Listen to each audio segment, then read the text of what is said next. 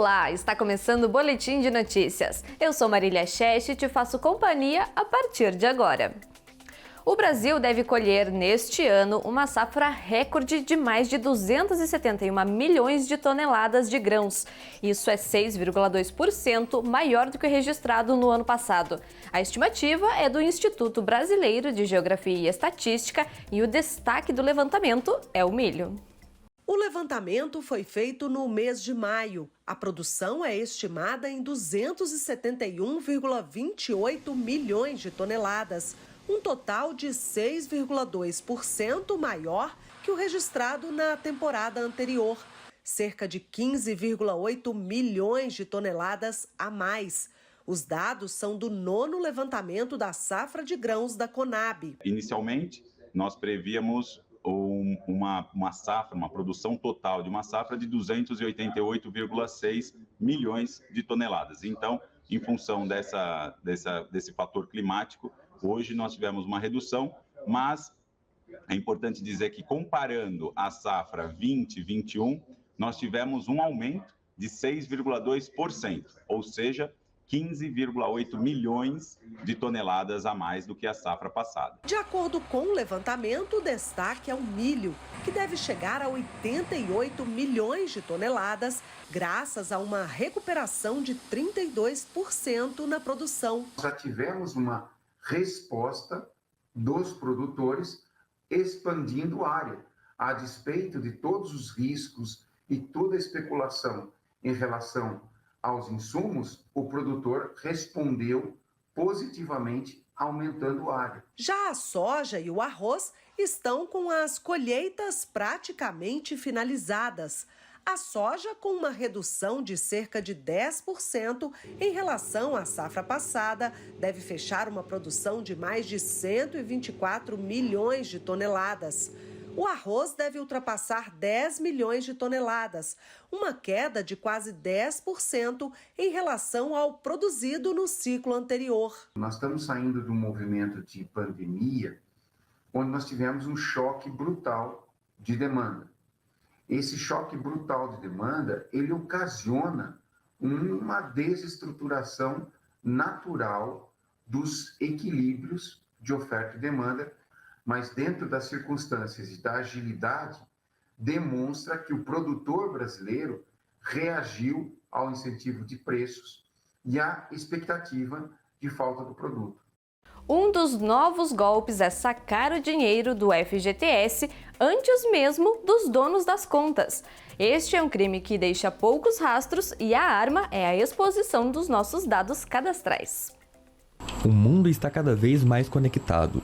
Com as restrições impostas pela pandemia, muitos serviços passaram a ser feitos exclusivamente pela internet. Uma comodidade, mas que pode gerar uma grande dor de cabeça. As contas bancárias são sempre as preferidas daqueles que querem praticar algum crime. Com a liberação dos saques extraordinários do FGTS, esse tipo de armadilha tem sido muito comum. É o que aconteceu com a Bárbara. Baixei o aplicativo no celular, fiz o cadastro e aí me avisaram que já tinha sido feito um cadastro no meu CPF e perguntando se eu queria restaurar a senha e seria enviado um link para o e-mail tal. E na hora que eu vi aquele e-mail, eu falei assim, mas esse aqui não é meu e-mail.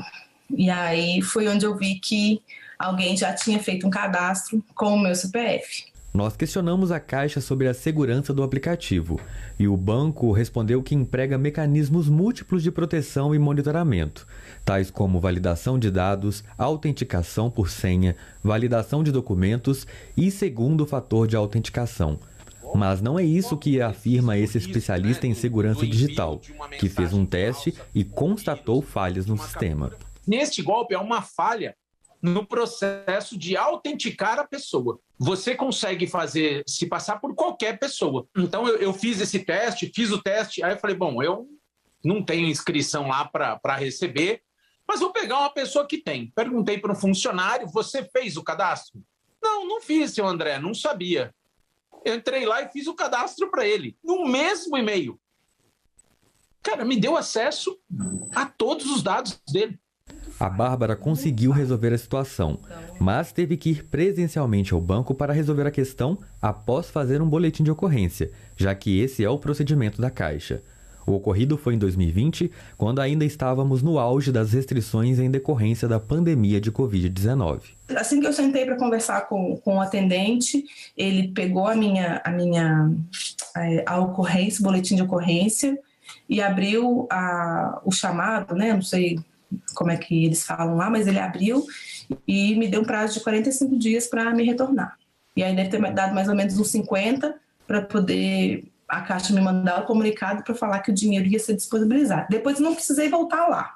Para o especialista, o próprio banco deveria aprimorar a segurança do aplicativo, até porque a confirmação por dados pessoais não gera tanta segurança. Em 2021, por exemplo, foi identificado um vazamento de dados de mais de 200 milhões de pessoas, expondo os dados básicos de cada cidadão.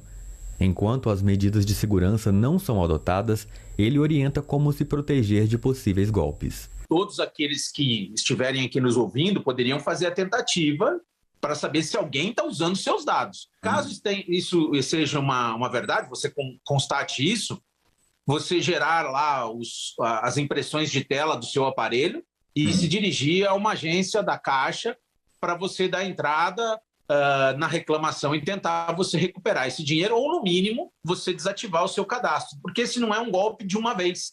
Uma vez que a pessoa pegar o seu registro lá, ela pode continuar dando esse golpe várias vezes, porque ela tem os seus acessos à sua conta do FGTS. A Bárbara conseguiu resolver o problema dela, mas ficou o sentimento de indignação e insegurança em relação ao serviço. Eu espero que sim, que seja resolvido com mais rapidez, da mesma forma como é rápido para burlar, tinha que ser, claro que eles têm que verificar, né? Mas a prontidão não é a mesma.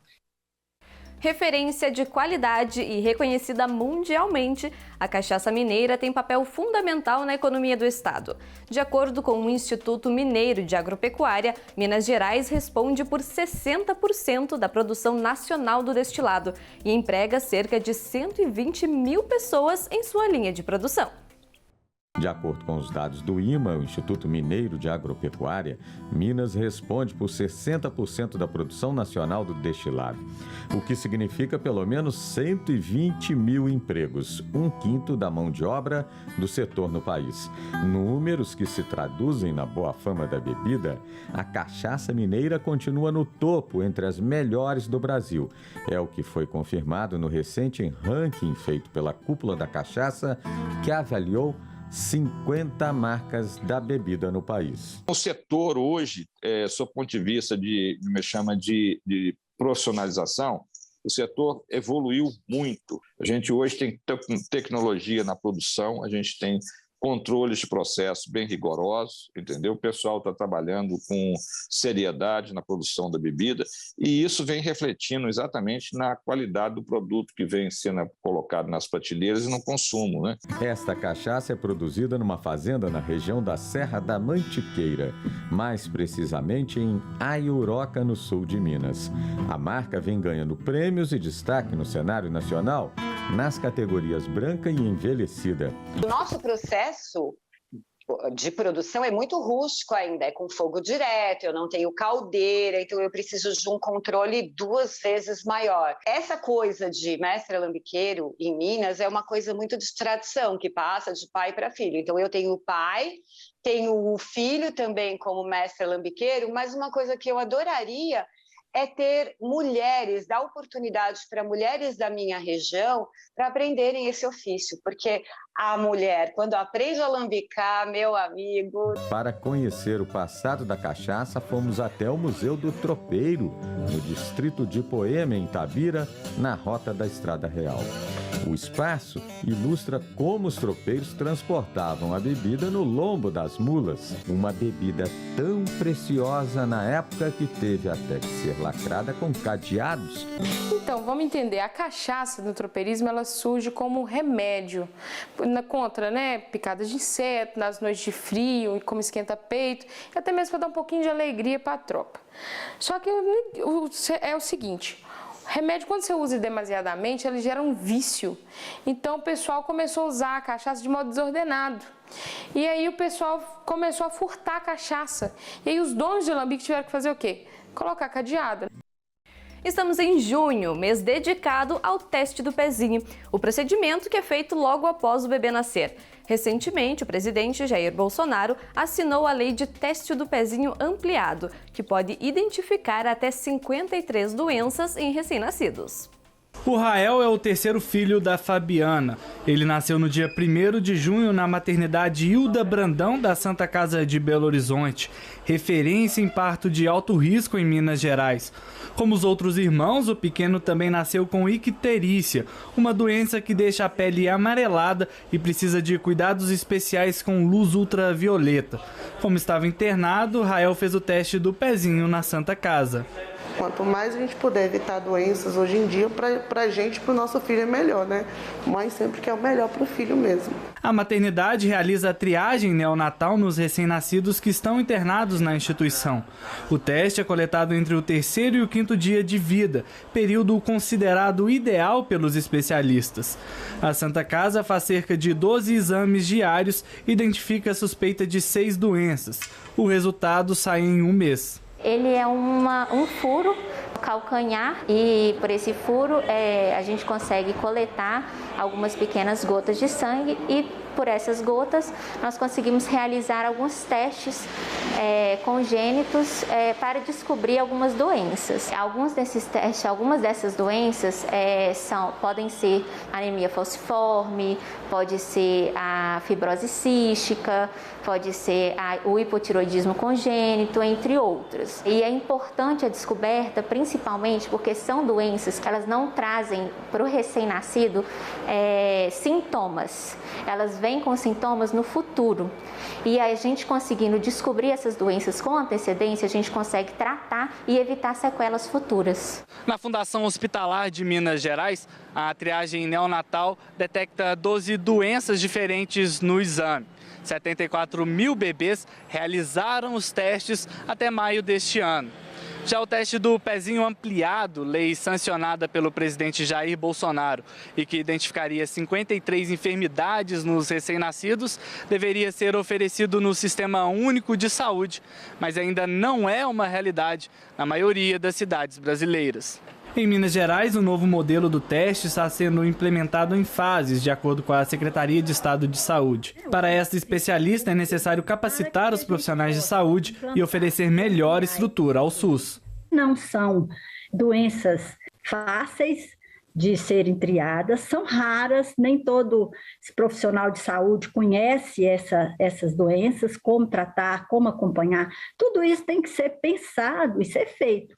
Eu acredito que isso vai ser contornado, né, como foi das outras vezes, e como essa proposta de ampliação ela ocorre em etapas, eu acho que cada etapa está sendo pensada, tratada e vai ser implantada.